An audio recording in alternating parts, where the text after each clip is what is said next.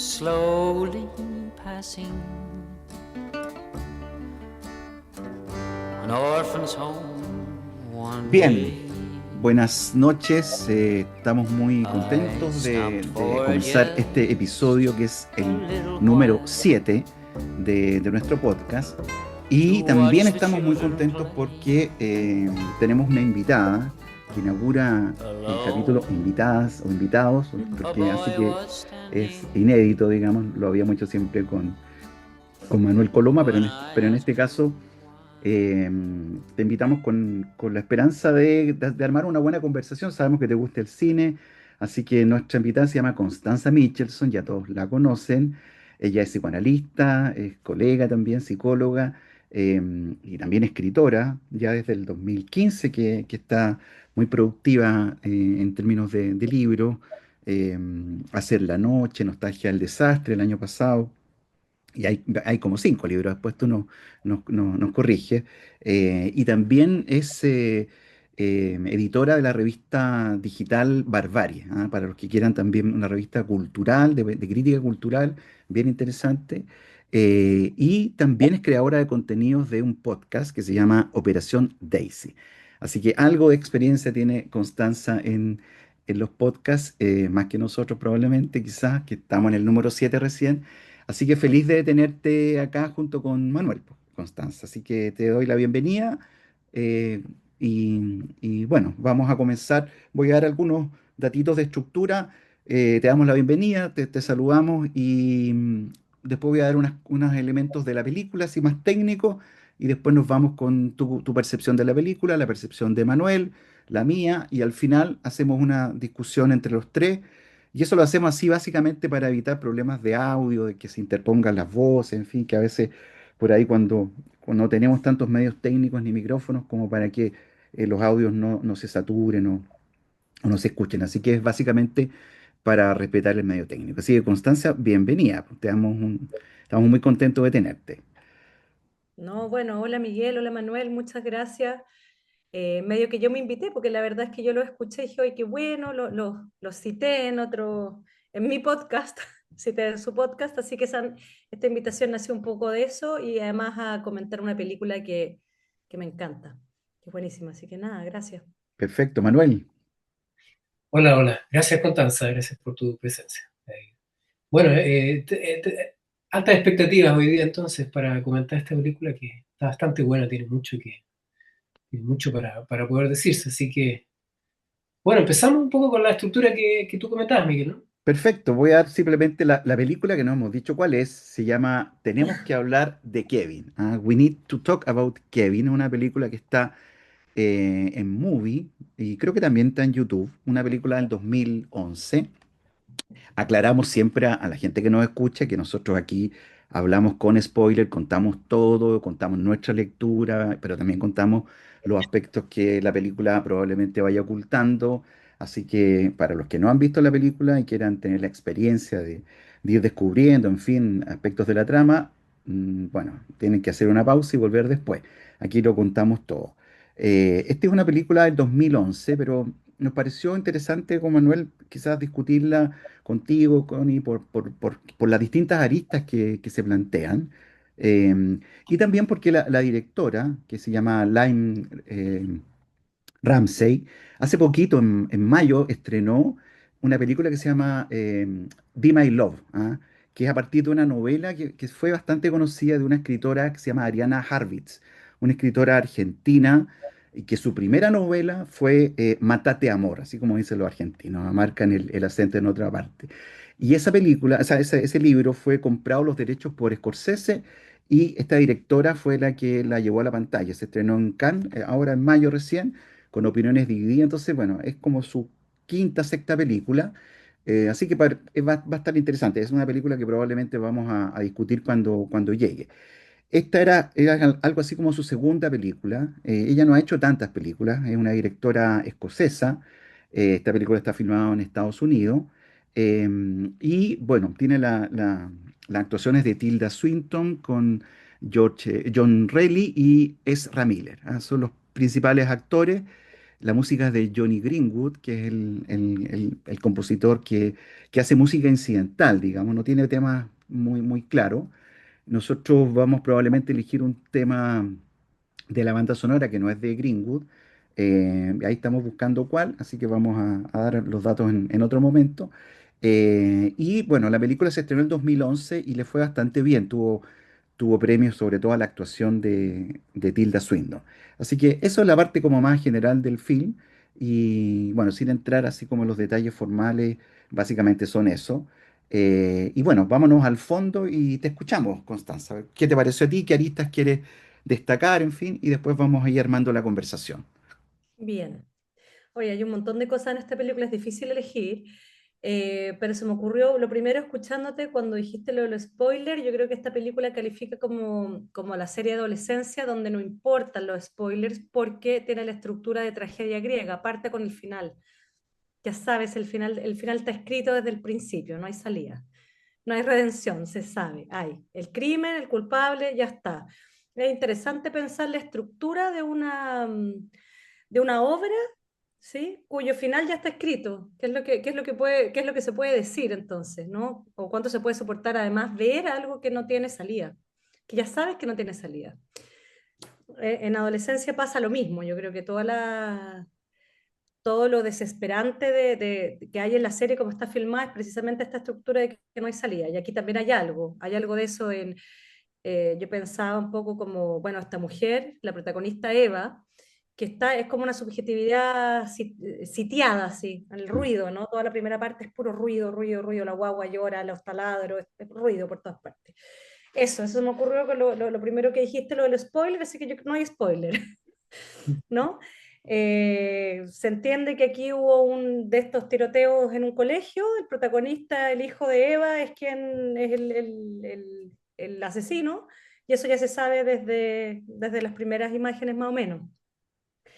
Y bueno, las dos cosas, escribí hartas cosas, pero tal vez las dos aristas que a mí que me parecen así centrales.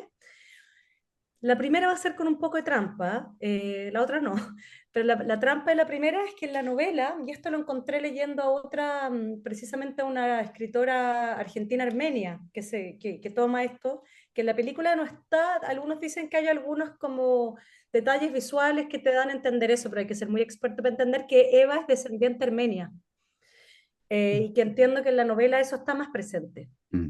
¿No? Entiendo que hay alguna parte en la novela donde el hijo Mm. le dice ya para con la cuestión del genocidio armenio, a quién le importa, así más o Mm. menos. Pero yo creo que no es un detalle esto de que ella es descendiente de asesinato masivo, de un genocidio, de uno de los más importantes Mm. de la historia, digamos, y de la historia del siglo XX. Entonces, también pensaba esta cosa de que la primera escena de la película parte con esta guerra de tomates. ¿Qué fiesta es? No sé, ¿cómo se llama?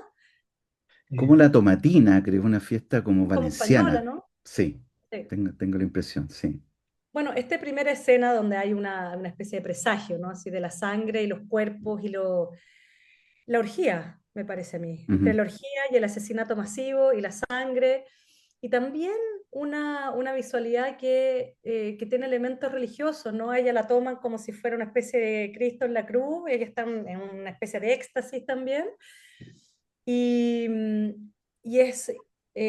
pensaba en la escena del asesinato en el colegio de Kevin, donde él también hay una escena, ¿no? Donde hace una especie de reverencia a un público imaginario, donde también hay algo de, de- de acto, ¿no? En esto, de acto ritual, quiero decir, en el asesinato. Yo creo que hay algo ahí, me acordé de una frase, ¿no? Que alguien toma de Freud, ustedes deben saber quizás, no creo que Freud lo haya dicho así exactamente, pero hay alguien que dice que uno puede pensar que la locura es la intersección entre la historia con mayúscula y la historia chica, ¿sí? Entonces me parecía interesante a propósito también de la estructura de tragedia griega, cómo el crimen político, cómo se va desarrollando tantas generaciones después en terminar en un en un escándalo individual, así como Edipo al final, en la genealogía de Edipo, el primer crimen es desde la fundación de Tebas, hay un crimen. Em, entonces, o sea, antes del escándalo de su familia y el crimen del ayo de su padre, no que comete una violación, ya viene la maldición de Edipo, sino que hay un crimen desde la fundación de la ciudad. Eso me pareció interesante y pensar, claro, cómo se transmite eso, ¿no? Y también este personaje de Eva, que es una mujer que también es una generación, ¿no? Que es posguerra, fin de la historia, globalización, cosmopolita, el origen queda no sé dónde, a nadie le importa, esa especie de olvido de lo que fue el siglo XX, de las masacres del siglo XX, a pasar a esta generación post-muro. Y bueno, después esto es 2011, interesante, no me acordaba la fecha de la película, qué tipo de crimen es el que empieza a aparecer, ¿sí? O sea, ya no el del campo de concentración, sino que es la matanza en el colegio por un individuo. Ese era un punto, no me quiero alargar más porque me imagino que estará para discutir. Y el segundo, otra observación, es, bueno, leí en una entrevista a Lionel Shriver, que es la novelista, donde ella dice, por favor, no vayan, esta película no es sobre las matanzas escolares, sino que es sobre la relación de una madre con un hijo. Y yo creo que, bueno, eso es lo transversal y no cualquier relación entre una madre y un hijo, sino que es, eh, volviendo a la cuestión edípica, esto es como es una Yocasta que no se mató, digamos, después de saber. ¿Sí? Hay una relación dual feroz sin ninguna mediación. Y eso me recordó, hay un autor que se llama André Benin, que tiene un libro que es como un bibliólogo, y él escribió algo o él toma algo del Génesis, donde, una frase, la noté, donde esta es una interpretación de él, donde él lee que el problema de Caín, digamos, el primer asesino de la historia del Génesis, tiene una relación también de ese orden con Eva. Eva, cuando hay una parte donde dice, he adquirido un varón con la ayuda de Dios, y algunos dicen que en el hebreo antiguo se puede traducir como he adquirido un varón, un hombre con Dios. O sea, aquí este señor, como el papá de la película, nunca escucha, nunca supo, nunca se enteró de nada. ¿No? A propósito de las paternidades también contemporáneas, buenos papás, mucho imaginario de buen papá, pero no se enteran de nada, digamos, no cortan nada, sirven para nada. En este sentido, no separa nada. O sea, ella lo llama tantas veces, tenemos que hablar de él y nadie la escucha. Entonces, bueno, me parecía esa analogía interesante, este mundo cerrado y incestuoso entre Eva y Caín y entre Eva y Kevin. Y claro, y la pregunta es por qué en este asesino solitario de colegio no hace lo que es la costumbre, que es matarse, que es suicidarse, sino que es más bien es que como que cumpliera un acto para ella, ¿no? O sea, esto siempre está mirándola. Bueno, la mirada la voy a dejar fuera porque me imagino que la podemos tomar después, toda la cuestión de la pulsión escópica y la cosa de apuntar con la flecha, que es distinto al deseo. Pero eso, esta relación dual y como el acto final, bueno, quedan ellos solos, ¿no? De eso se trata todo, parece. Ellos en su propio infierno para siempre. Eso para empezar. Perfecto, no, súper interesantes los puntos que rescata, obviamente que seguramente hay más que van a ir saliendo. Sí. Manuel, ¿cómo la viste Sí, tú? ¿En qué te quedaste pensando? ¿Cuáles fueron tus ideas? Constanza lanzó varias flechas acá, entonces vamos a ver cuántas cosas se pueden pensar acá, ¿no? Sí, porque yo básicamente tenía, por así decirlo, tres grandes temas, ¿no? Eh, Son ella, bueno, ella, la madre, la protagonista, él, el hijo, y una cuestión, ¿no es cierto?, un poco lo que pasa con situaciones así como tipo, bueno, crímenes, ¿no? Hay crímenes, cómo se intentan explicar, algo se me ocurrió al respecto. Pero al principio ella, porque, bueno, claro, estoy de acuerdo, ¿no? Esta película, sí, yo creo que dentro de todo, sí, se trata de una relación madre-hijo. ¿No? Y ahí como siempre hay que tener esa cuestión, fijarse hasta qué punto se puede psicologizar o no todo eso, ¿no?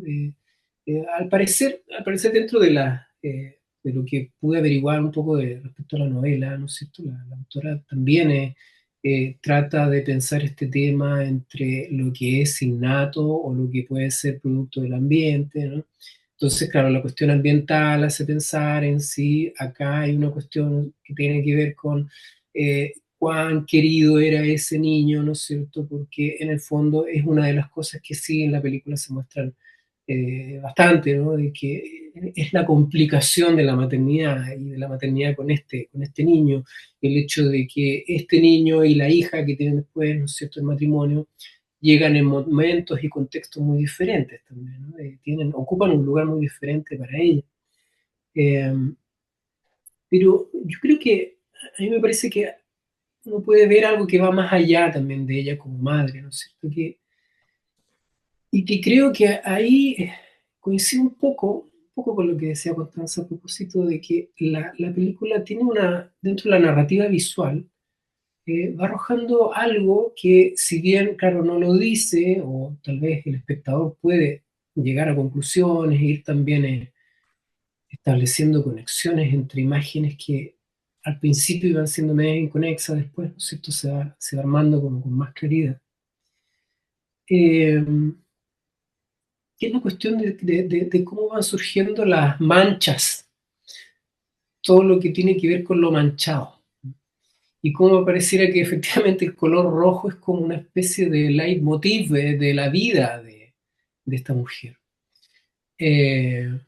¿No? Claro, al principio está la tomatina, todo eso, ¿no?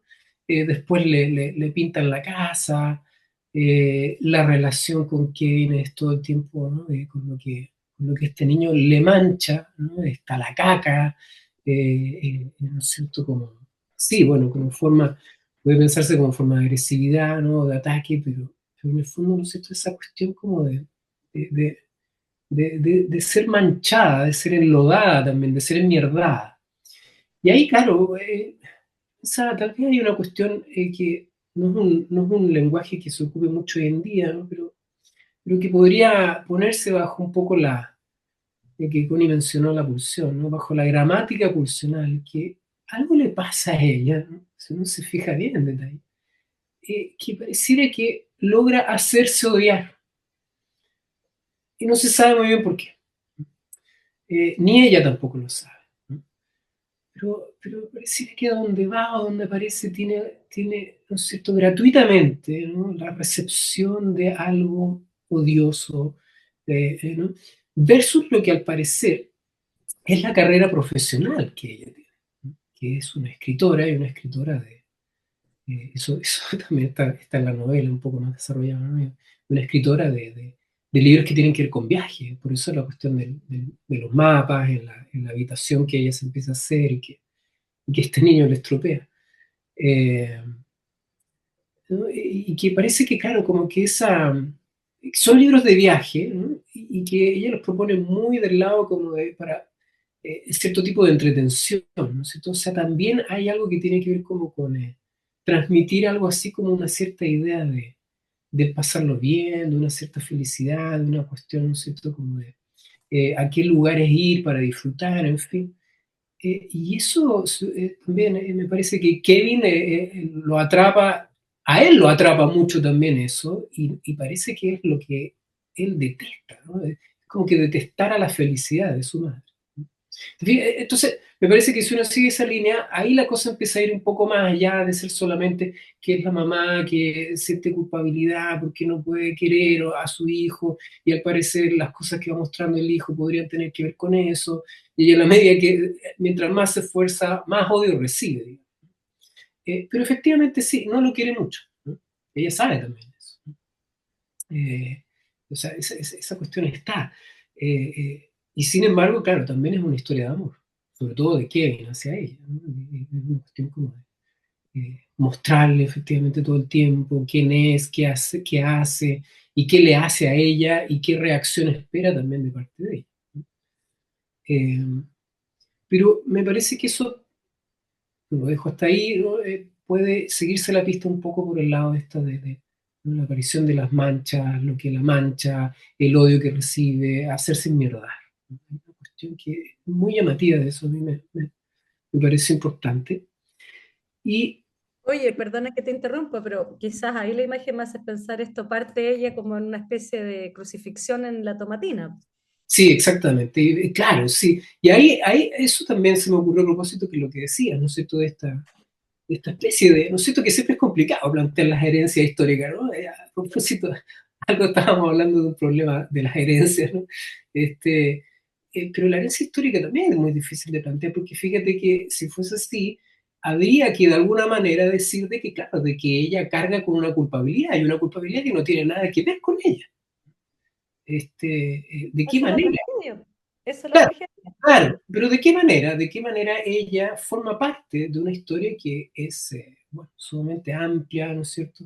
Y que este niño, además, en el fondo, además parece que conoce, y claro, y efectivamente, como detesta tanto todo lo que tiene que ver con las causas que ella pueda estar, bien sabe si defendiendo o de las cuales participa, dice, yo olvídate de eso.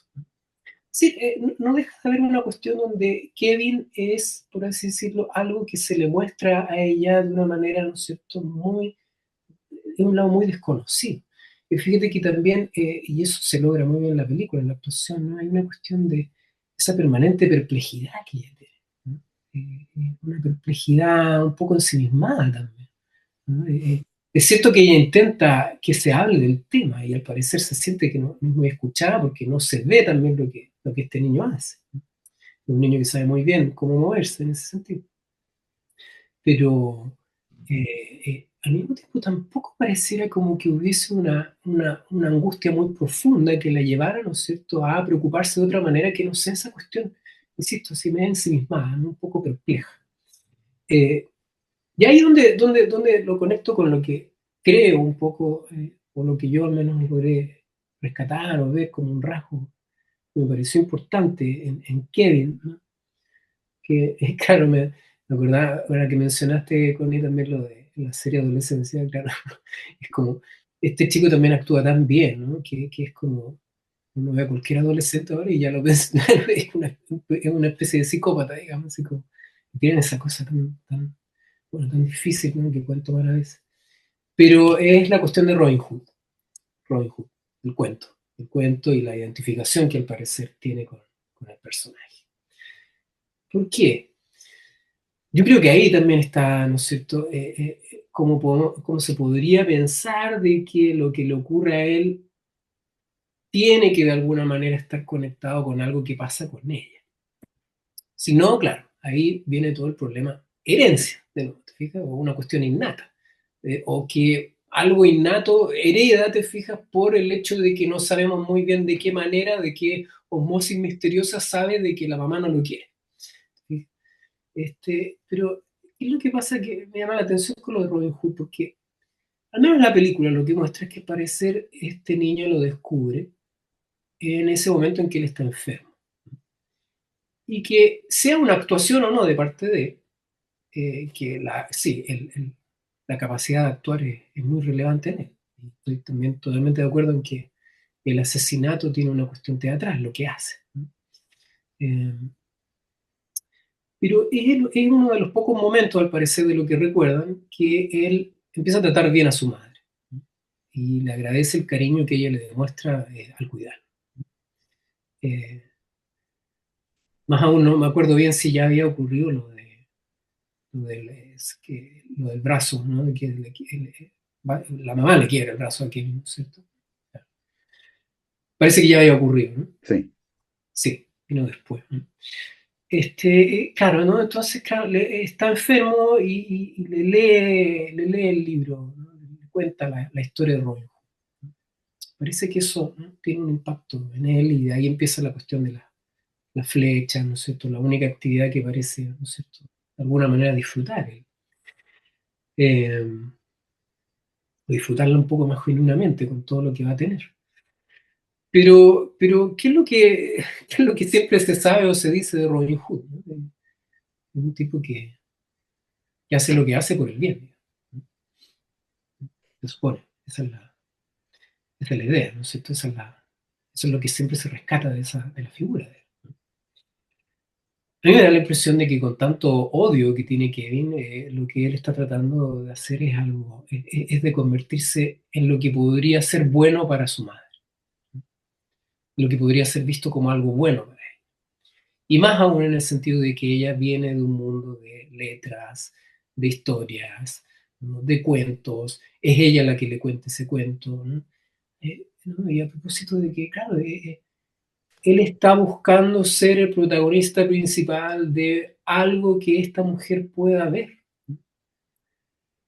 Eh, Algo está tratando de mostrarle, de demostrarle. ¿Pero para qué? Para ser bueno ante los ojos de ella. Y eso me parece que tiene el efecto ominoso, digamos. Porque eso podría ser bueno para él. Porque él podría entender de que convertirse en un personaje así podría ser algo que finalmente a ella la llevara a lo que ocurre al final. Y aquí me saltó absolutamente el spoiler completo, porque el final, al menos de la película y del libro, ¿no? Es que esta mujer descubre que realmente ama a su hijo. ¿No? Y lo descubre o lo vivencia, ¿no es cierto? Lo actúa también en el momento en que él le confiesa que ya no sabe bien por qué hizo lo que hizo. Entonces, ahí lo último que se me ocurrió como tema general, digo. Claro, que Kevin hace recordar a estos personajes, ¿no es cierto?, como, que han existido a lo largo de la historia, ¿no? Y a propósito de los cuales han ido surgiendo todos los saberes que tienen que ver básicamente con el crimen sin razón, ¿no es cierto?, como se dice. El personaje del incorregible, ¿no? Claro, es un tipo muy difícil, ¿no? Me parece que hay algo sí que media la relación entre ellos dos, que es la capacidad de mentir que tiene Kevin.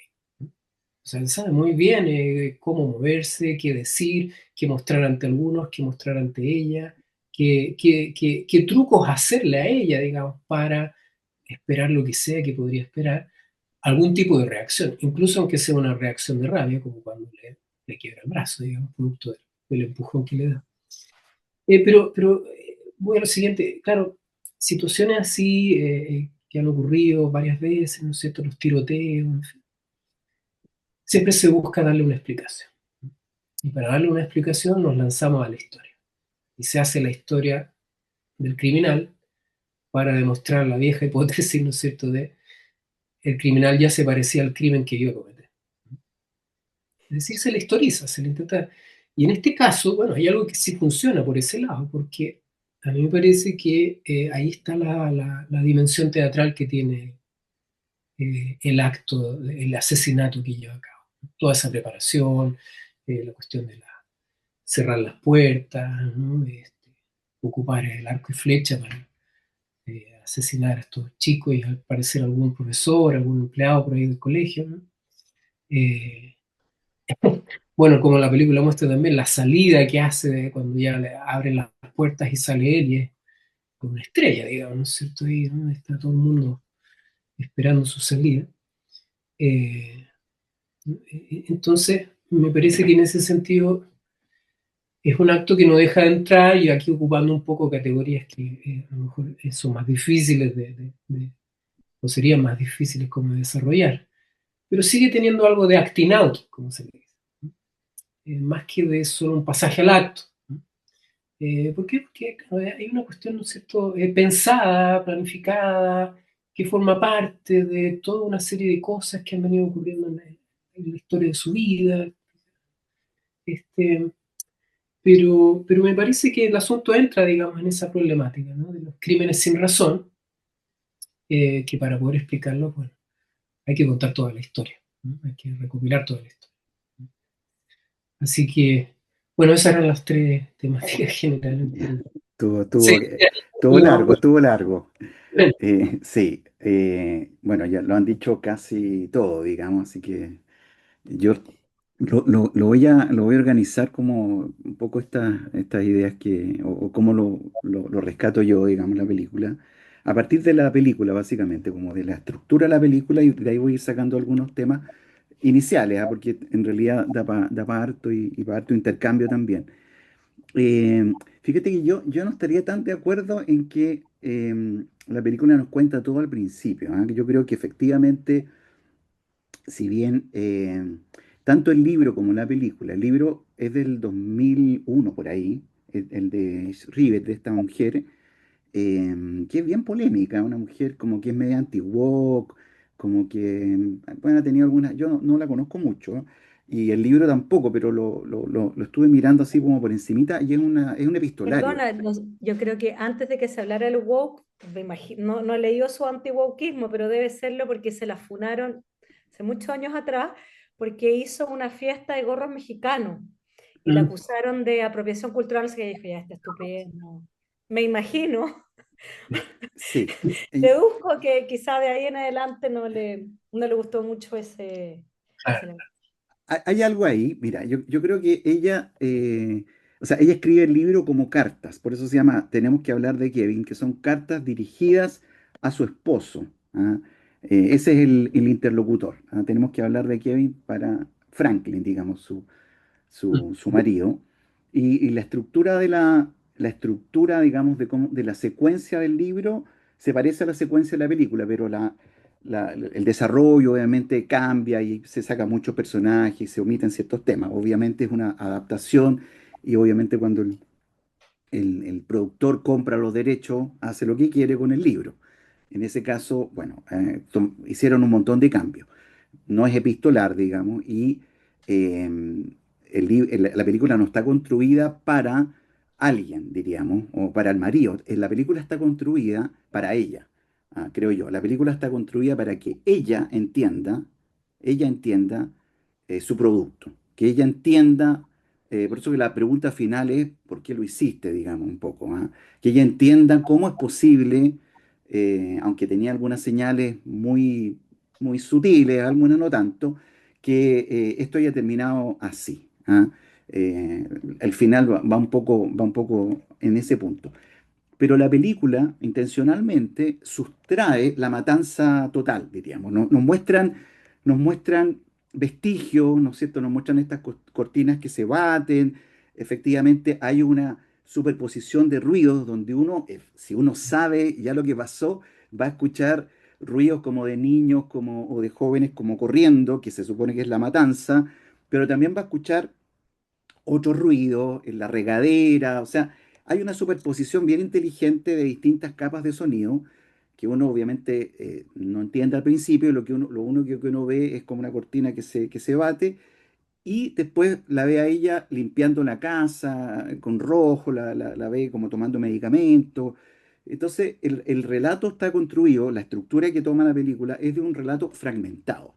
O sea, son piezas, ¿no es cierto?, como un rompecabezas que se van presentando en dos tiempos. En un tiempo pasado, o sea, es la historia de ella, de Eva con su hijo, ¿no es cierto?, el parto, la crianza, la adolescencia, en fin, y el tiempo presente donde ella está y nosotros no sabemos muy bien qué ha pasado, digamos, en principio, ¿no es cierto? Ella está limpiando de manera compulsiva, ¿no es cierto? Estas manchas que dice Manuel, ¿no es cierto? Y está sola además, la vemos sola, que contrasta mucho con imágenes de ella con una niñita rubiecita, que con el papá, digamos, como con una familia, en una casa más luminosa, una casa más bonita, en fin.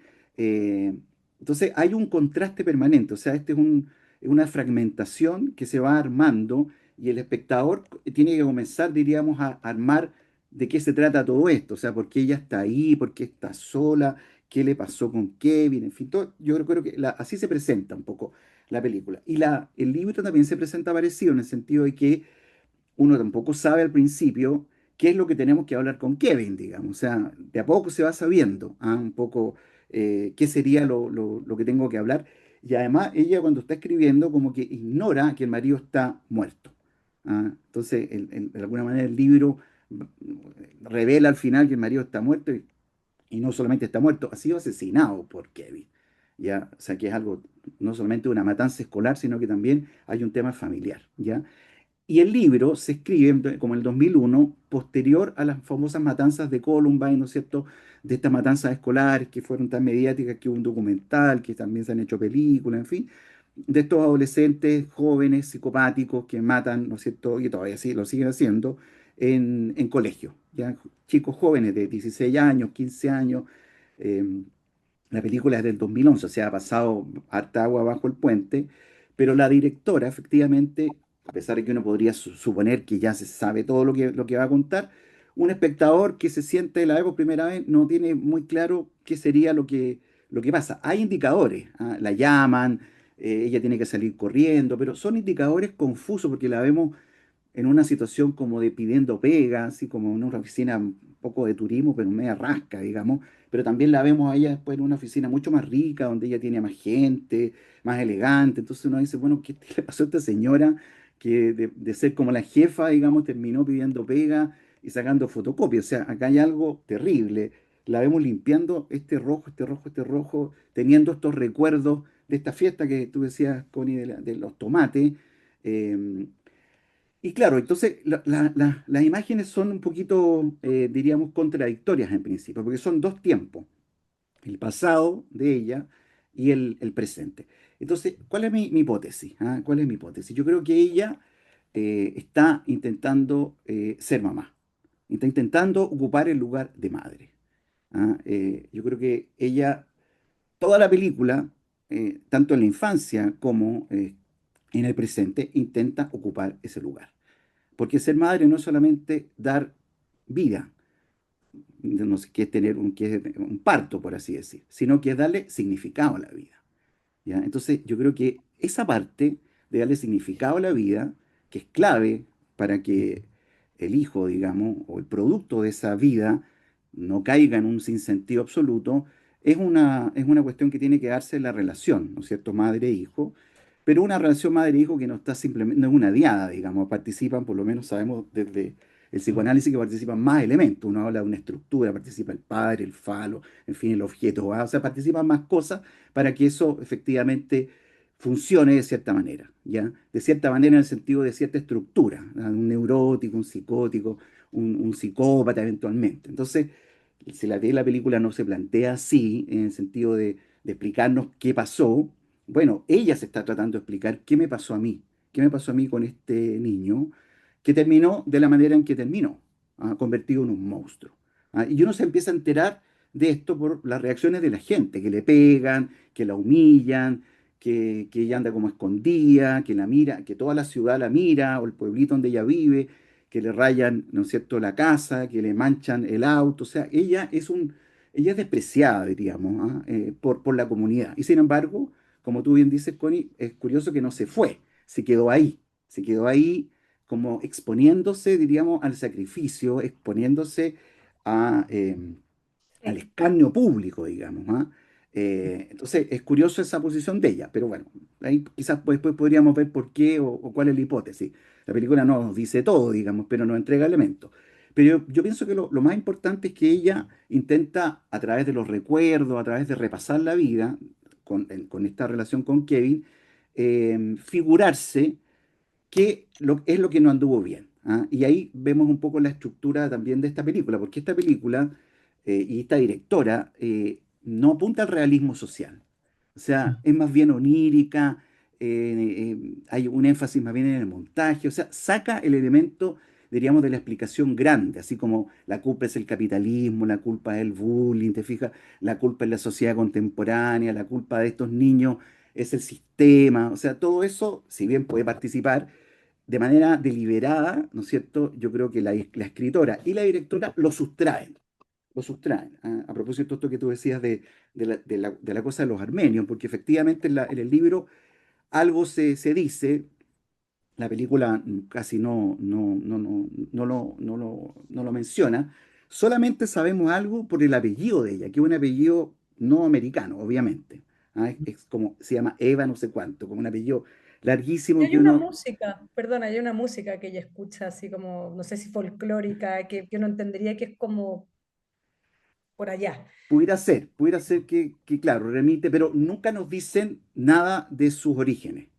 O sea, de hecho sabemos poco del origen de Eva, ¿te fijas? Es como una Eva que nació Es de la que nació costilla. porque es después del muro, pues, es la globalización, es lo que vino después, para Claro, mí, es el claro, desarraigo, pero ese ideal. claro, uno podría decir que también, o sea, que para ser madre también hay que resolver algo de la posición femenina. Quizá ahí algo no está resuelto en ella o no sabemos. ¿Ah? Pero bueno, el punto es que la película lo que va buscando es la tentativa sistemática, creo yo, esa es mi lectura, que ella tiene, y que son fallidas, casi todas, hasta el final, de convertirse en madre. O sea, ¿qué significa convertirse en madre? Esa es la pregunta, digamos. ¿Ah? Eh, Porque, ¿no es cierto? Y aquí apelando a un concepto así psicoanalítico, nosotros hablamos del deseo de la madre, como un concepto que nos parece relevante, que explica un montón de, no tanto del lazo madre-hijo o del vínculo o del apego o de, no sé, de la interacción intersubjetiva, no, hablamos del deseo de la madre con guiones, o sea que es un concepto mayor en psicoanálisis y que tiene que ver con una estructura, digamos, y que no es tan simple como querer tener un hijo, o sea, en el sentido de dar a luz, tiene que ver con esta otra parte que sería como dar sentido, significarlo, libidinizarlo, en fin. ¿Cuál es el efecto de eso en principio? Que el niño va sabiendo más o menos o va intuyendo cuál es el lugar que él ocupa dentro de ese deseo, lo cual le permite armarse una vida, un destino, ¿te fijas? El problema acá es que inicialmente hay un rechazo, a propósito de lo que decía Manuel, digamos, hay un rechazo. O sea, ella no se siente cómoda con el embarazo, desde el embarazo, o sea, desde la guata, de la panza, digamos, se ve al espejo y como que no le gusta, las otras niñas están todas felices con la panza, después nace la guagua, es puro grito, vemos que en realidad ella no ocupa lo que uno llamaría el lugar de la demanda del niño, no responde a la demanda, y eso es una idea de lo que es una madre es quien responde a la demanda del niño. Por lo tanto, uno diría, quien responde a la demanda del niño es más bien el padre, en este caso. Te fijas, el que logra para ciertos efectos, logra por lo menos hacerlo callar, a pesar de que le miente y tiene un lugar complejo el padre, no lo estoy salvando con eso, pero lo que quiero decir es que, desde el punto de vista de la estructura, el padre funciona como madre, en el sentido de que algo acoge, de que algo acoge. Mm. Y sin embargo, la pregunta es de qué funciona ella, de qué funciona ella. Ella en qué está que no logra, cuál es el tope que tiene para poder efectivamente responder al llamado de este niño, que digámoslo, es un niño bastante insoportable. O sea, es un niño que uno podría pensar quizá, no sé, ella pensaba que es autista, por ejemplo, en algún momento, o que es un niño psicótico que nunca se calla, en fin. Bueno, a veces hay niños así que efectivamente llaman a quien está a cargo a una posición bastante insoportable. Este niño es difícil, ¿ya? Pero la poca respuesta, la falta de respuesta de esta madre, que como vemos, como tú decías, Connie, claro, es puro, mucho ruido, o sea, para ella, y esto es lo que me parece más grave al principio, sin culparla a ella, pero tratando de dar los elementos de la película, un llanto es un ruido, no es un llamado, ¿te fijas? Porque una madre escucharía un llanto que no ocupa el lugar de madre, sea el hombre o la mujer, y diría, esto significa algo. Significa que está cansado, significa que tiene sueño, significa que tiene hambre, significa que se hizo caca, significa que está incómodo, significa algo. Sin embargo, para ella, el llanto es un ruido y que por lo tanto se combate con otro ruido, que es el ruido del taladro. ¿Te fijas? O sea, ella no logra disponerse de elementos, diríamos, que cada uno tiene que inventar qué hacer, digamos. En general, las mujeres responden al grito del niño con la lactancia. No aparece eso. En la película, en el libro se señala que hubo problemas con la lactancia inicialmente, en fin. O sea, no aparece ese recurso en Eva, sino que es el padre el que de alguna manera se la arregla, en fin, lo mueve. Y de hecho el niño se calma cuando llega el padre, el bebé, ¿ah? Y ella, sin embargo, está exhausta y no es capaz de responder. Entonces ahí tenemos ya una, diríamos, primera fisura. O sea, ella no ocupa el lugar materno porque no responde o no logra significar ese ruido como una llamada a la cual ella tenga que de alguna manera responder con algo del orden de los cuidados o del cariño o del sostenimiento. Uno diría, esa madre, así como la madre imaginaria, sería la madre de Winnicott, así como ese tipo de mamá. Te fijas, la madre de los cuidados, la que hace el holding. Pero la que de alguna manera estamos postulando los que trabajamos con Lacan es el deseo de la madre, que es otra cosa, que es otro escalón que tiene que ver más bien con la estructura ya del orden del intercambio con la madre. Y ahí viene el segundo punto, y con esto termino, digamos, pero para iniciar la discusión, que es el que el niño tiene mutismo, y mutismo selectivo. O sea, el niño tampoco responde a las palabras, sobre todo con ella, ¿te fijas? O sea, eso es lo que es grave. Por lo tanto, ya ese circuito, diríamos, el circuito de las necesidades no anda muy bien. Después pasamos al circuito, ¿no es cierto?, del lenguaje, que es fundamental, y tampoco está con ella.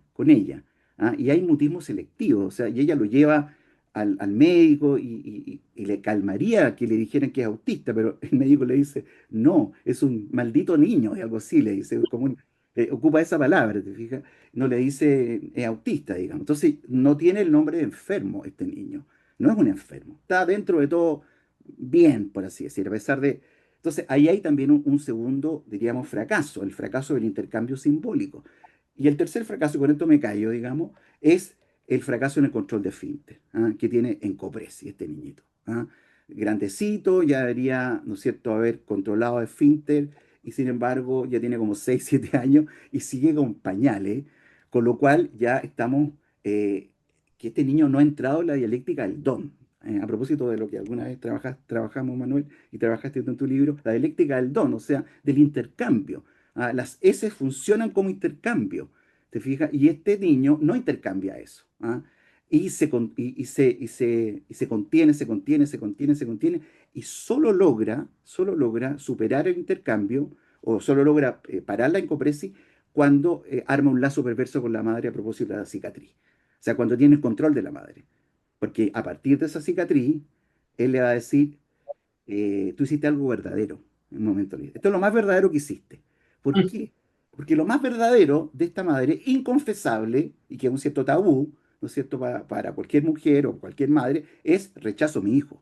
Eso es lo que es verdadero. Y el hecho de que lo expulsara, digamos, con un acto físico, le quebrara el brazo, que fue violento, digamos, de parte de la mamá, efectivamente reveló su deseo. Tú quieres hacerme daño. Así que en ese sentido es un acto honesto. Sin embargo, como el niño ya es medio complejo, manipulador, de alguna manera le dice, bueno, yo esto no se lo cuento a mi papá, no se lo conté a la enfermera, esto es entre nosotros dos.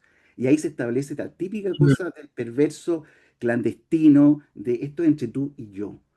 Y saquemos al padre, empieza lo que uno llamaría la versión del padre, o sea, saquemos al padre de acá, esto es entre nosotros. Y ese entre nosotros efectivamente va a tener una evolución que va a terminar efectivamente mal con otros elementos. Pero bueno, era simplemente para poner esa vertiente también.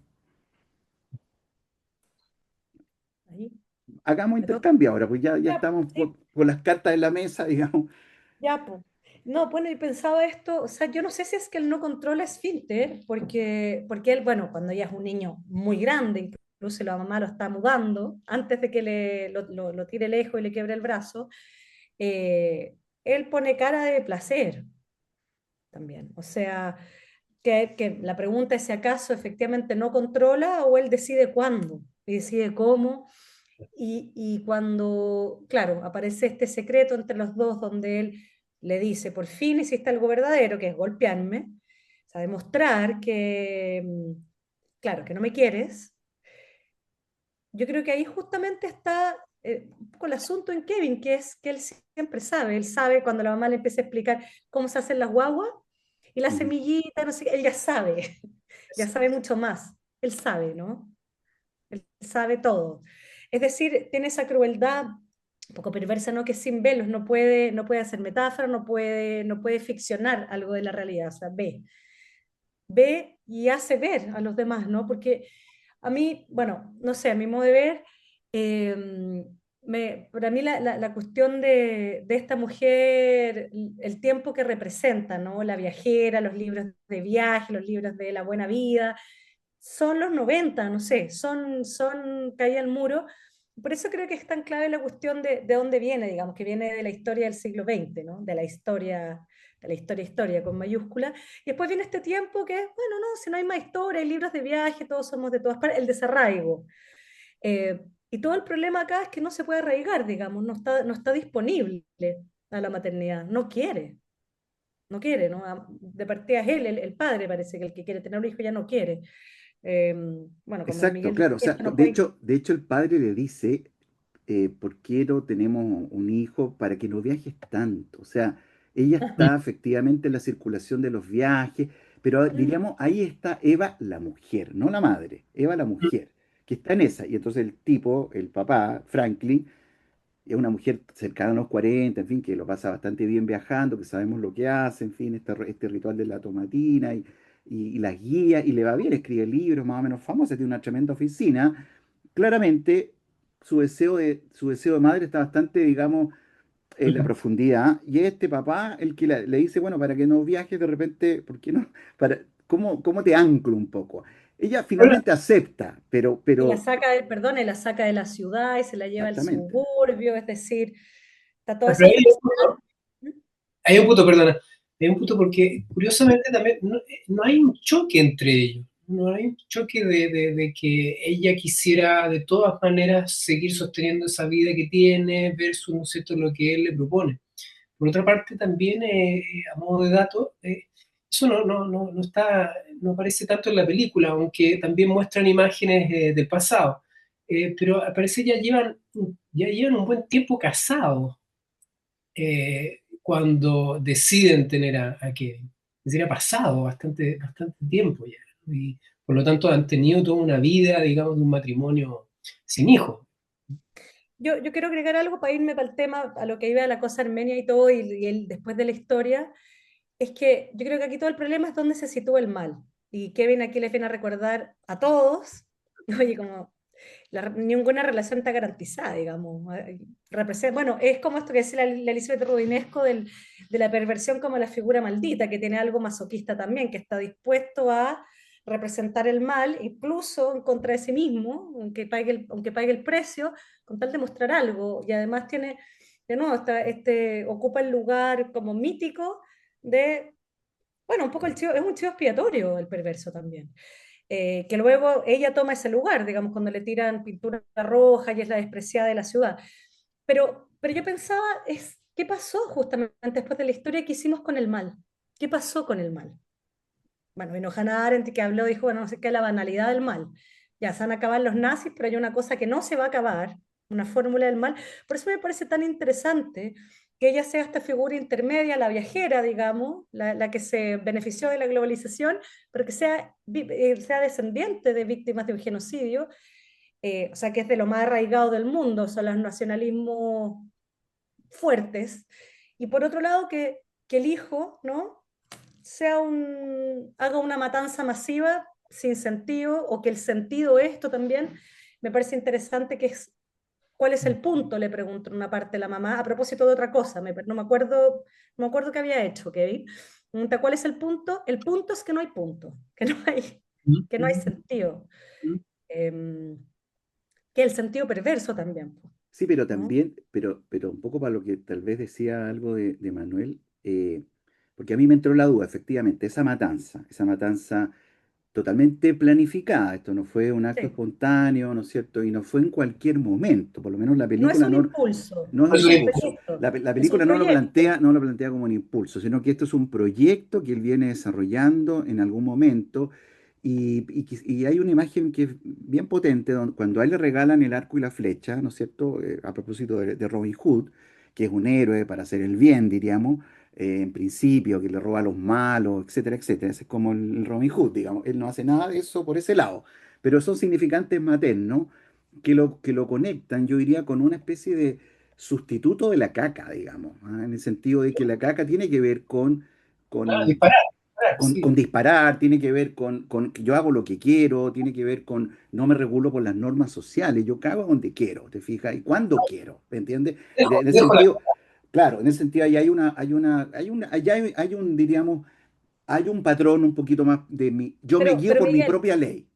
pero espérate, yo creo que ahí cuando él se deja de hacer caca, él decide no hacerse más caca, es cuando logra poner, o sea, como mostrar que la mamá, por eso digo que él es el que sabe, es mostrarle a la mamá, yo sé, ahora tú también sabes de lo que eres capaz, tú también eres mala. Y son, bueno, todas estas imágenes que se reflejan ambos en el agua y se confunden, además se parecen, ¿no? Sí. Tienen el mismo peinado después, o Bueno, sea, claro, pero claro. eso digo, yo creo que el algo, solamente para terminar esta idea, para no para irme para otros lados, yo creo que hay una pregunta que en un registro tal vez más, el más de arriba, el más superficial, es, bueno, ¿se nace o se hace un perverso? ¿Es víctima de que su mamá no lo quería, este niño se volvió malo, o este nació malo? Digamos, la mamá no lo pudo querer por malo, un niño imposible de querer, ¿no? Pero más allá de ese registro, por eso digo que me parece interesante la cuestión más larga, porque acá son los buenos después, las víctimas de la ciudad, los que se vuelven malos, digamos, y atacan a esta mujer, ¿no? O sea, ¿quiénes son los buenos y quiénes son los malos? A mí me parece que es una cuestión que lo pone totalmente en tensión. Este niño todo el tiempo a su mamá le quiere mostrar que ella es mala, me parece, él está dispuesto a encarnar el mal, no tiene ningún problema. Eh, la ciudad se vuelve mala, esta cosa que le tiran pintura, no sé qué, y yo creo que es la pregunta de la época, ¿sí? ¿Qué pasó después de la, no sé, pues la caída como la gran herida narcisista del progreso del siglo XX? ¿Qué pasó con el mal? ¿Qué hicimos después con el mal? Pero Porque, que, claro, que habría que, yo diría, quizás precisar qué entendemos por mal, porque el mal ha tenido una explicación, digamos, religiosa, así como el infierno, en fin, y sí, también muchos ha explican, tenido, pero por eso, ¿cuál es la claro, de hoy día? Pues psicológica. sí, pero cuando nosotros decimos mal, por ejemplo, asimilándolo con cierta equivalencia con el ejercicio de la violencia, por ejemplo, que eso es lo que de alguna manera pasa acá, o sea, acá hay un ejercicio de la violencia, o sea, es que lo que hace Kevin es matar con arco y flecha a, no sé, 10 compañeros, no sé cuántos mató, matarlos de manera víctimas inocentes, estaban en el gimnasio, el tipo les pone un cerrojo y les tira, no sé, 12 flechas. La pregunta es, ¿por qué lo hizo? ¿Qué se satisface en él? ¿Qué satisfacción encuentra Kevin? ¿Cuál es el goce secreto de Kevin de hacer eso? ¿Lo está haciendo en nombre de qué? ¿De qué causa? ¿Una causa política? ¿Una causa, te fijas, social? ¿Una respuesta al bullying? No, por lo menos lo que plantea la película, lo está haciendo para la madre. Ujú. Sí. Sigue siendo la cuestión del deseo de la madre. Sí, yo creo que quería retomar un poco eso, pero a propósito de lo último que mencionaba Constanza también, claro, me parece que a propósito del problema de la cuestión del sinsentido, ¿no? Pero yo creo que es importante devolverle el sinsentido a lo que él hace. Por eso yo hablaba de la diferencia que puede haber entre un acting out y un pasaje al acto. Porque si uno le devuelve la cualidad de acto a lo que él hace, y no solamente a lo que sí tiene, ¿no es cierto?, mucha explicación, una cierta lógica que la podemos ir encontrando en la relación que Kevin tiene con su madre, pues si se le devuelve la dimensión del acto, es decir, de algo sin sentido, pasa que su acto es simplemente un crimen. Y al ser un crimen, eh, tiene como efecto lo que suele funcionar ahí, ¿no es cierto?, que es la aplicación de una ley.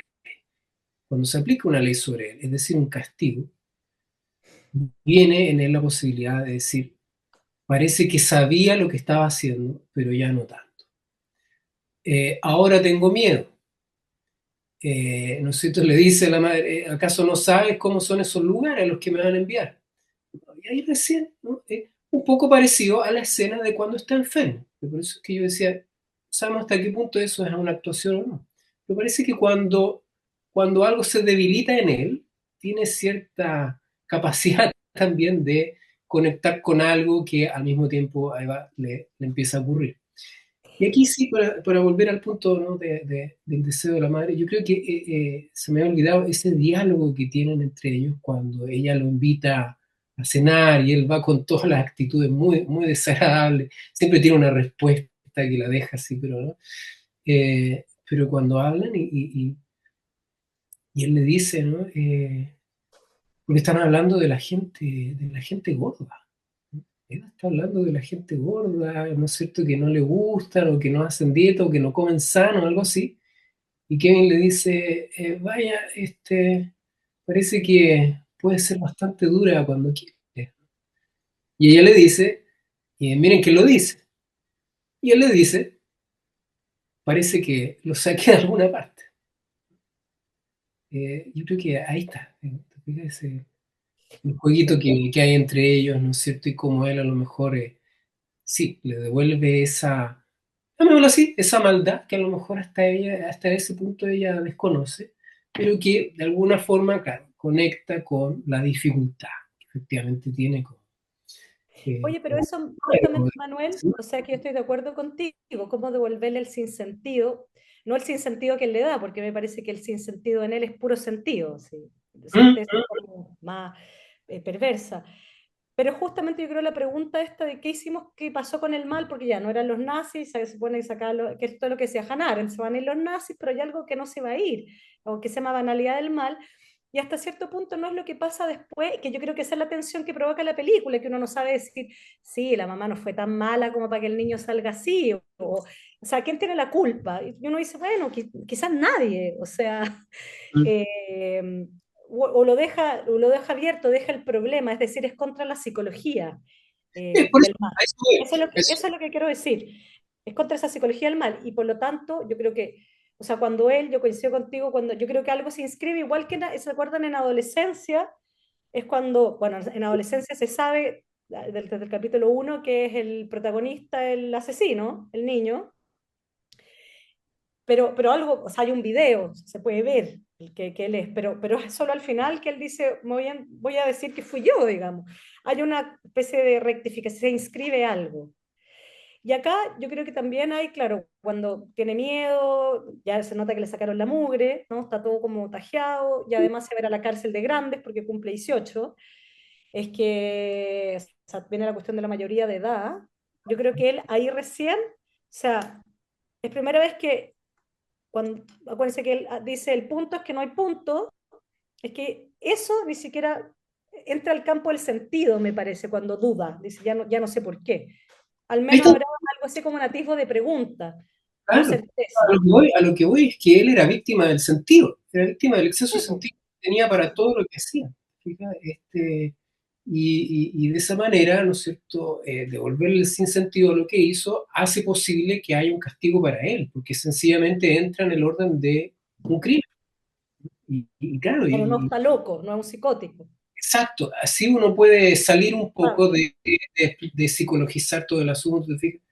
Que insisto, bueno, nosotros desde psicoanálisis podemos verlo con algo que vaya mucho más allá, ¿no es cierto?, o que ponga más bien en cuestión o en tensión conceptos psicológicos al respecto.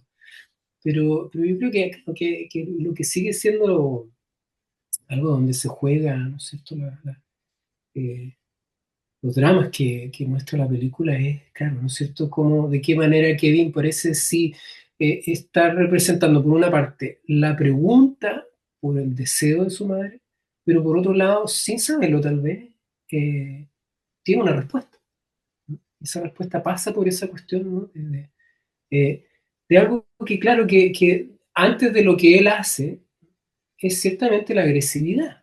Y la agresividad es una cuestión, ¿no es cierto?, que ya es una mediación en las relaciones humanas. Ya lo es. Es y justamente yo por creo que él eso. encarna algo literal. Él encarna algo literal porque, no sé, en la neurosis uno sospecharía que la mamá no te quiere o no te quiso tanto. Y uno algo podrá dudar, engañarse o no, pelear, hacer algo.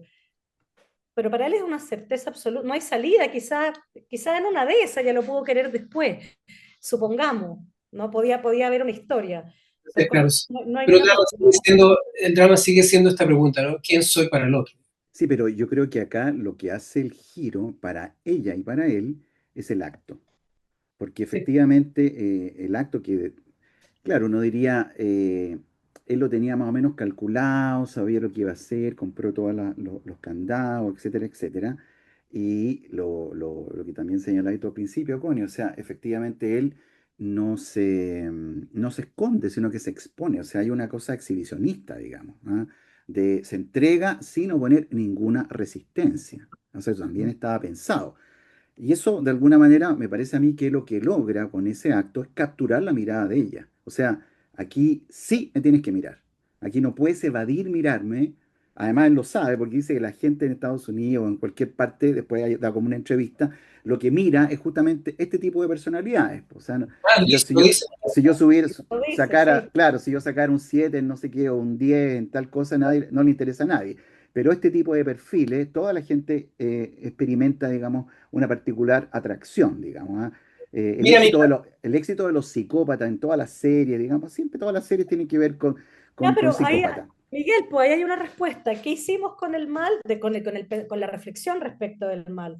Lo mismo es siempre es un chivo expiatorio, digamos, sea un malo o sea un bueno, o sea, diga en el sentido de alguien que comete un crimen o alguien que es la mamá del criminal o se sitúa en un lugar y que, no lo digo esto de manera inocente, lo digo porque creo que el problema de estos tiempos, está el wokismo, pero está ahora el reverso del wokismo, es ¿quién es el malo?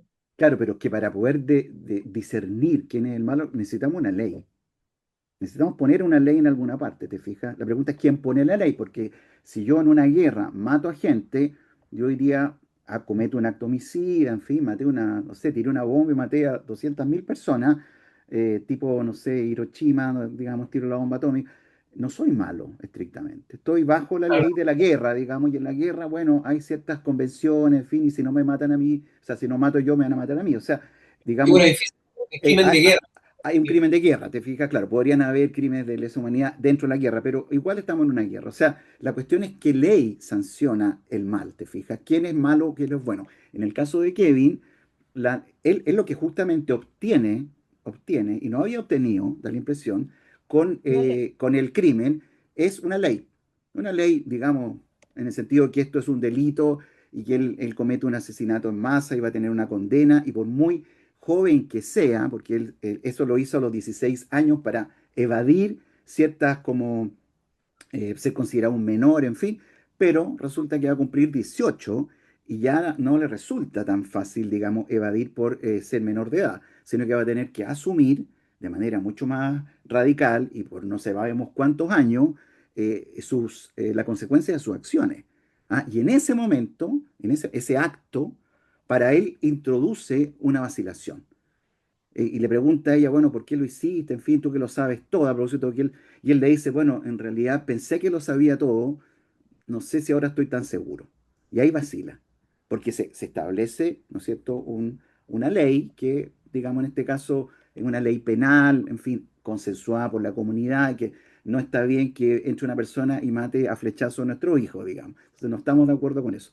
Pero en ese caso estamos funcionando en virtud de una ley, ¿te fijas? Entonces la clave acá es que esa ley, él se entera recién a los 16, 18 años que existe. ¿Ah? Y ahí, bueno, hay un cambio subjetivo. Y para ella, que, bueno, no fue capaz de poner ninguna ley, porque en realidad el niño parecía incorregible, y para el padre, el niño era considerado un amigo, un compañero, lo trataba así, es mi colega, ni siquiera lo trataba como hijo, y minimizaba cualquier tipo de falta. O sea, hay que pensar que este chico mató a un hámster, este chico tiró ácido en el ojo de la hermana. O sea, digamos, las señales eran más o menos evidentes. La hermana está tuerta, te fijas, un tremendo parche, y no, aquí no ha pasado nada, te fijas. Entonces, una, hasta que, bueno, comete esto, ya no es tan menor de edad. Ella le dice, bueno, tú disfrazas todos con Prozac, que toma antidepresivos, seguramente calculaste todo esto. Y él ya asustado dice, sí, pero en realidad no, no, no, tú no conoces lo que son estos lugares. O sea, a ella le han dado uno que otro golpe físico en ese reformatorio, y probablemente pasar a la O cárcel sea, se dio cuenta significa que no, no, un terreno Miguel, mucho más brutal, digamos. o sea, ahí cuando ya está todo golpeado, o sea, se da cuenta que no tiene el dominio del mal, además. Es Mm, que, es que yo llamaría, en esta película llamaría al mal el ejercicio de la violencia, ¿te fijas? Porque es un crimen, ¿te fijas? Es un Sí, homicidio. pero está el crimen, pero yo creo que hay más violencia, sí, es la violencia de la ciudad, eh, es la violencia, hay algo, bueno, desde el presagio de la tomatina, a mí me parece que hay algo de que la violencia está todo el tiempo. Sí, pero la Y tomatina, este la, la- se la cree el dueño de la tomatina, violencia, pero la tomatina es una está sublimada. violencia sublimada, considerada un juego. Probablemente el origen de la tomatina tiene que haber Sí. sido una batalla, en fin, algo, pero bueno, quedó la cuestión de los tomates, sobran los tomates en Valencia, en fin, la gente se tira los tomates, pero hay leyes, digamos, no puedo tirar un tomate con un clavo, ¿te fijas? O sea, tengo que tomar tomate podrido, en fin, seguramente, ya, pero a Eva le gusta un poquito ese ritual de exceso y como esta posición media sacrificial.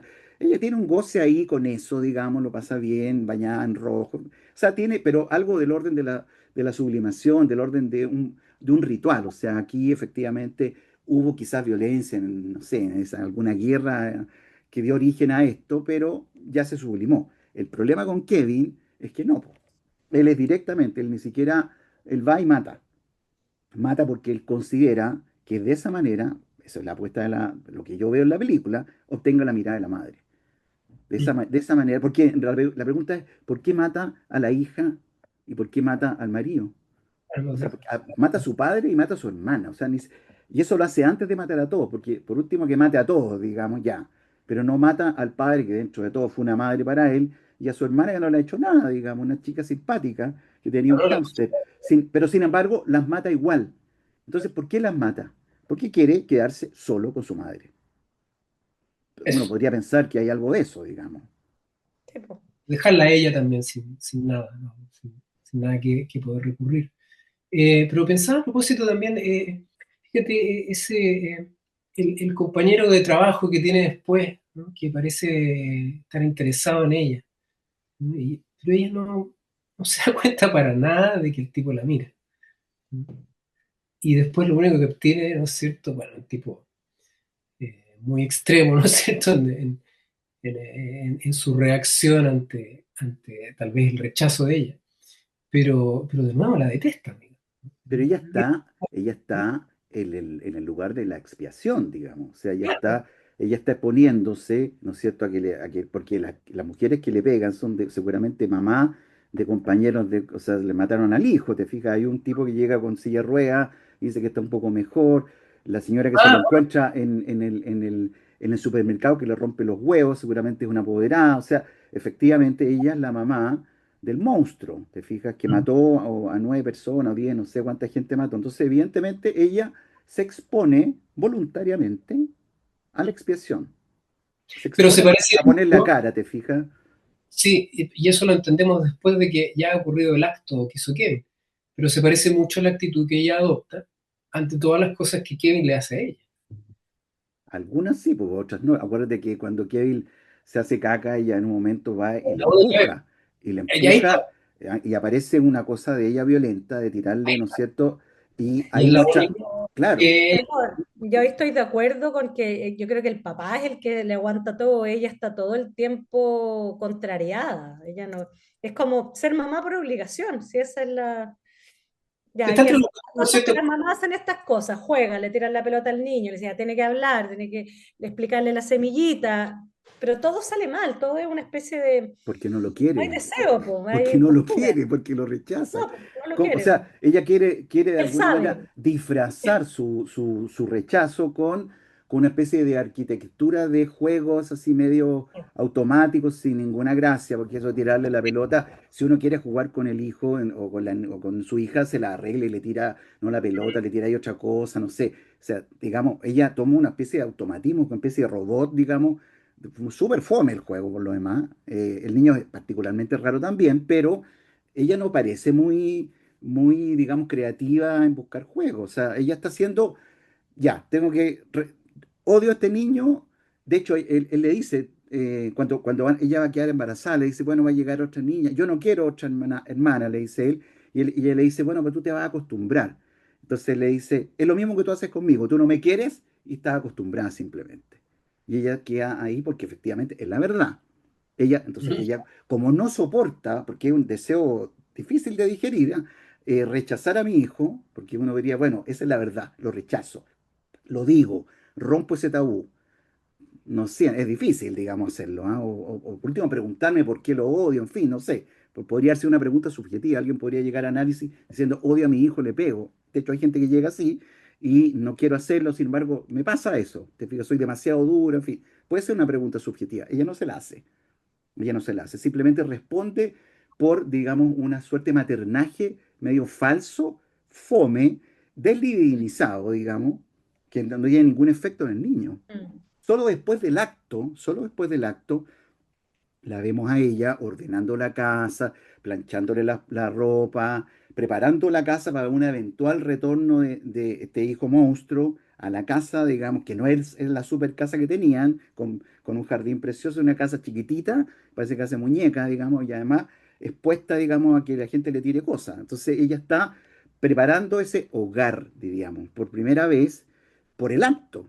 Y ella efectivamente lo va a ver bueno, y tienen al final como una especie de encuentro, digamos, por un momento, ella como que lo abraza y él como que, bueno, se Mm. reconoce que está un poquito angustiado, ¿te fijas? Y ella en ese momento va y lo abraza en fin, y la película termina en blanco y no en rojo, o sea, como que hubo un matiz, digamos, respecto del cromatismo, ¿te fijas?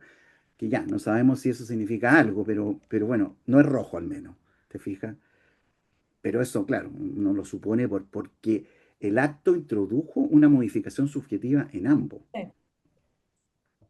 O sea, yo creo que ahí es el momento donde él dice es hijo y ella madre, así como probablemente. luego se inscribe, no sabemos si para siempre, bueno, es una insinuación.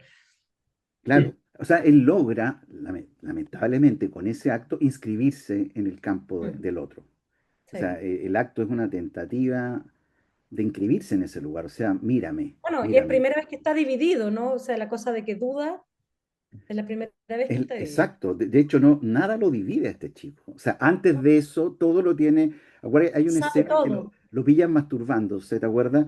Y uno diría, claro, si la mamá te pilla, normalmente el que se avergüenza suele ser el niño, digamos, que es pillado. Sin embargo, él, en un tono desafiante, sostiene la mirada, no se detiene de esa conducta y la que tiene que cerrar la puerta es ella. O sea, este chico estira, estira, estira, digamos, digamos, la paciencia. El papá no está ni ahí, digamos. Y el único momento medio complejo es al final, cuando da la impresión que deciden como, no sé, separarse de él o mandarlo a algo, porque están conversando. Y él le dice, bueno, yo creo que la custodia no va a ser tan difícil como que este niño puede matar a la hermanita, o sea, ya le sacó el ojo, o sea, este gallo es peligroso. Entonces ellos se dan cuenta y él está escuchando, Kevin, y ellos le dicen, no, pero no tienes que escuchar fuera de contexto. Y él le dice, yo soy el contexto. Mm. Ah, el contexto soy yo. O sea, él se da cuenta que entre ellos dos van a hacer algo que él no está al tanto. Y en ese momento, ese es como el gatillante en la película, es un gatillante familiar, no un gatillante social, un gatillante familiar que él dice, bueno, lo voy a hacer. Y ahí toma la decisión de matar al papá, a la hermana, digamos, y de la masacre. Ay, no me acuerdo si insinúan cuál es la decisión que van a tomar, como que el papá se va a ir, van a separar a los hermanos. Es, Ese diálogo es un poco es un poco confuso, no queda claro si se van a separar o lo van a separar a él o van a esperar a que cumpla 18 años y lo van a mandar para algún lado, pero en el algún libro, ¿no? En el libro es el divorcio lo que es más el desencadenante. podría ser que a lo mejor se van a divorciar, pero en el fondo igual como que no Fíjate, quieren tanto, claro. Pero algo claro, va a cambiar ahí. O sea, esa estructura que él tenía todo el control con la mamá, el papá, que no sirven para mucho, digamos, porque lo trata de mi amigo, te fijas, le regala el arco, en fin, finalmente termina. Además, la flecha también tiene el sentido no solo de Robin Hood, sino que en el sentido de Eros también yo pensaba, ¿ah? Porque es Eros el que tira flechas también, que es un poco el amor, así como en este sentido más perverso del amor contigo, mamá, ¿te fijas? Esto a ti te gusta Robin Hood, ya, pero yo soy, no sé, porque la escena cuando él se expone, digamos, en ese gimnasio, claramente él está él se expone para alguien, ¿te fijas? Él está siendo mirado por supuestamente quien quiere que lo mire, digamos, ¿a quién está dirigido? Está dirigido a su madre, y de hecho la madre no puede evitar mirarlo. Entonces la captura finalmente, logra con ese acto, consigue lo que quiere, inscribirse en el campo del otro. Ahora, ¿de qué manera? Bueno, brutal, con una cantidad de consecuencias. Ujú. Sí, yo creo que tiene, yo leía tiene algo la estructura de Edipo, pero como tragedia, digo, ¿no? Toda la vuelta para concretar la escena, ¿no? Eh, Eso me acordaba también de Mishima, ¿no? Esta cosa desde el proyecto, Sí, desde el inicio, ¿no? Ya, oye, va a ser. que es como, bueno, voy a morir de manera honorable. Todo se trata de, así como la flecha, la precisión del proyecto, paso a claro, paso, amarte una vida para llegar a la escena de tu vida, ¿sí? Que el claro, incesto, uno podría decir, no sé, pues, ya, voy a completar lo que hay que completar. claro, pero es un acto así con unas consecuencias terribles. O sea, la vida de él, Bueno, la vida de él está en juego porque en verdad la vida de él pero no vale espérate, mucho, ¿ah? No Pero vale en mucho. Edipo, po, pero Miguel, Ah, igual que en claro, Edipo, el saber llega tarde, pues se sabe y se saca los ojos. Uno podría decir que la claro. escena del saber es cuando dice, chuta, no sé por qué lo hice. Claro, recién ahí ve, ¿no? claro, es que Edipo no sabe, este sabe, digamos. Sabe hasta un punto en que no sabe, diríamos, hasta el final que va a ser Sabe, un poco. sabe de una manera perversa, pues. Por supuesto, claro, sabe, tiene esa pretensión, porque después se le cae. O sea, ese es el problema de la perversión, que la ley vale para él nomás, po. Salvo que un perverso logre imponerla para todos, digamos, que sería un perverso exitoso, o sea, que logre imponer esa ley para... Pero Oye, bueno, estamos medio en eso, ¿no? No están, estamos en una está época, coqueteando por es que ahí. estamos en una época donde efectivamente la pregunta es quién, bajo qué ley nos regimos. Mm. Porque, porque el problema es que una ley se opone al capricho. Y lo que uno a veces ve es el capricho, ¿te fijas? Que es como no hay ley. O sea, ¿cuál es la ley del capricho? Porque quiero nomás, ¿te fijas? Porque lo quiero hacer. ¿Por qué lo hiciste? Porque sí. ¿Y por qué hiciste esto lo contrario? Porque sí también, ¿te fijas? El capricho. Entonces no tiene ley eso, pues. En cambio, los otros, bueno, lo hago porque, en fin, la Constitución me dice, o lo hago porque el Código Penal, o lo hago porque los tratados internacionales. Ya, estoy apegado a una ley que me gustará o no, pero bueno, es la ley que existe, pero el capricho. Entonces, claro, estamos un poquito en una época donde quizás lo que falta es una legitimidad de la ley, pues. Estamos Hoy hay un problema peor, que parece que lo que está funcionando es el capricho. O sea, pienso, no sé, en Donald Trump, por ejemplo, hoy día justo leía en el país algún análisis de gente que, qué sé yo, habla de geopolítica, esas cosas, y dice, bueno, parece que lo que resulta es precisamente que no tiene ley, y pareciera ser que eso, en primer lugar, gana adeptos y gana poder, justamente por no tener ley. Claro, pero él Es sería peligroso. un perverso exitoso. Usted fija que logró con eso hacer que toda la gente, o no sé, los votantes americanos le compraran eso, te fijas. En ese sentido sería exitoso, digamos. No, y poner a negociar a Medio Oriente, es decir, Claro, cómo hace lo y que quiere. como hace lo que quiere y ejerce poder y es como impredecible. Ahora, a lo mejor hay razones que desconocemos de índole comercial, de que, no sé, el tesoro de Estados Unidos está vendiendo no sé cuánto, y intereses económicos burdo, ¿ah? Pero a veces uno desconoce ese entramado y resulta que una empresa de, no sé, alguien está ganando millones con todo esto. No, Y pero no viste esa frase. Ya, yo sé que nos fuimos para otro lado, pero Hablar de Trump.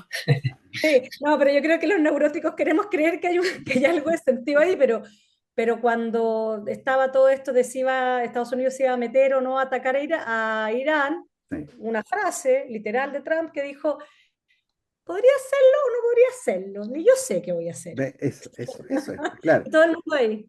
claro. Y Donald Trump sale mencionado en la película a propósito, ¿ah? Ah, Cuando, no, no, es no, no, curioso, cuando él recibe estos candados amarillos que él va a poner para sellar las puertas del gimnasio, eh, miente y le dice al papá, no, es que vi un comercial y parece que se van a vender y están súper baratos, más o menos que se va a hacer rico. Entonces el papá le dice, ah, ah, el ya. futuro Donald Trump, digamos. Oye, ¿verdad?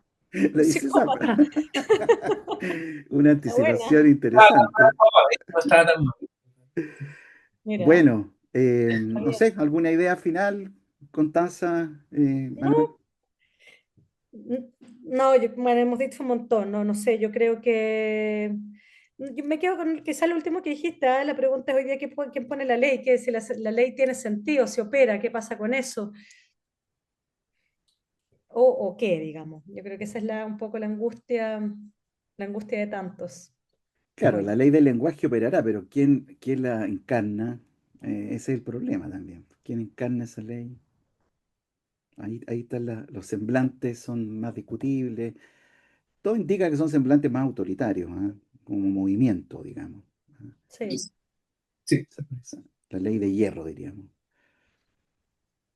¿Sí, Manuel? No, pensaba un poco en la difícil posición que tiene el padre, Franklin. Eh, pero lo pensaba por otro lado, ¿no? La cuestión de que también es cierto que si lo lleváramos al terreno de lo que hoy en día se sobrediagnostica, niños y los adolescentes, que sería un padre también que, bueno, que también dice, esto no da para tanto, o esto será realmente así o no. piensen en lo tremendamente fácil que es hoy en día decir el TEA, digamos, ¿no? ¿Por qué? Porque un chico, qué sé yo, habla como hablan las personas que ven la pantalla, ¿te fijas? ¿No? No sé si eso sea algo que dé como para pensar en algo necesariamente de ese orden, y más aún cuando estos diagnósticos, me parece que ahí sí se está cumpliendo la cuestión de que muchas veces se están imponiendo como una ley universal a partir de sentimientos particulares. Entonces, sí, ahí, ¿no? Esa actitud de padre, ¿no? De decir, bueno, esto daba para algo así. En el caso de la película, por supuesto, estamos viendo, ¿no es cierto?, lo que ocurre con Kevin, sí, ¿no? Pero estoy un poco pensando en alguien que podría también tomar la posición de decir, sí, yo no sé por qué habría que llevarlo tantas veces al psicólogo, en fin. Y por supuesto, hay otras veces en que esos hombres, claro, no quieren ver mucho, y efectivamente están en ese lugar medio ciego, ¿no? En fin, Yo creo que aquí el tema, dificultad de ese lugar. oye, pero es un papá, no hay que olvidar que le regala armas finalmente, pensando que es un juego. Regala armas, pero no lo ayuda a crecer al hijo. Mm. No es que lo meta a hacer del deporte, de la arquería, digamos, no es que no lo lleva a eso. Claro. No, De todas maneras, más que eso es con el, la metáfora es regalar plato, regalar, ¿qué es lo que qué es ser padre, digamos? ¿Regalar armas o hacer algún gesto que signifique crecer, que es otra cosa? Armas me refiero, puede ser cualquier cosa, una tarjeta de crédito, no sé, lo que Mm. tú queráis. Sí, además que hizo para que le regalen algo también, ¿no? Porque no tiene Eso mucho está bien. mérito este chico, ¿no? Por ningún lado, pero bueno. Bueno, muchas gracias, Connie, por Gracias por la tu invitación. presencia. Fue muy interesante conversar y escucharte y dialogar sobre esta película. La próxima vez vamos a trabajar Baby Girl, la película de donde participa Nicole Kidman, esta mujer que tiene una fantasía que lleva a cabo, digamos, un cumplimiento de una fantasía sexual.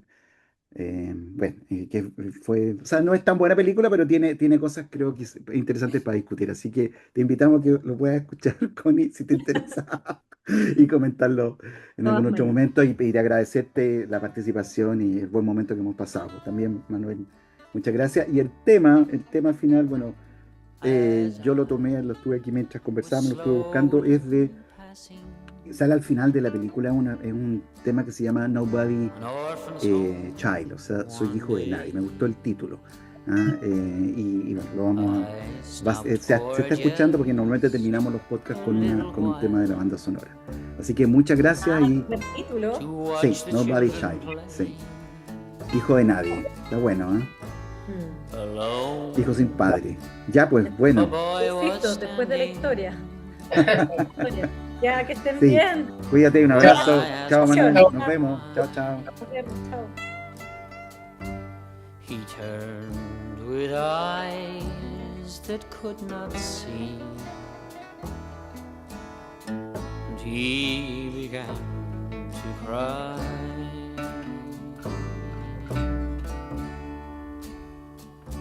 I'm nobody's child.